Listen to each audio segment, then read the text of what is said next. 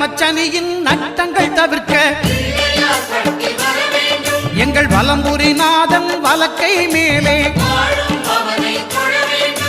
அட்டமச்சனியின் நட்டங்கள் தவிர்க்க எங்கள் வலம்புரிநாதன் வலக்கை மேலே வாழ்ந்திட வைப்பதும் தாழ்ந்திட வைப்பதும் சனி பகவானின் செயல் அல்லவா அந்த கணபதி கரத்தை கண்டவர் தமக்கு சனியின் பார்வை நலம் அல்லவா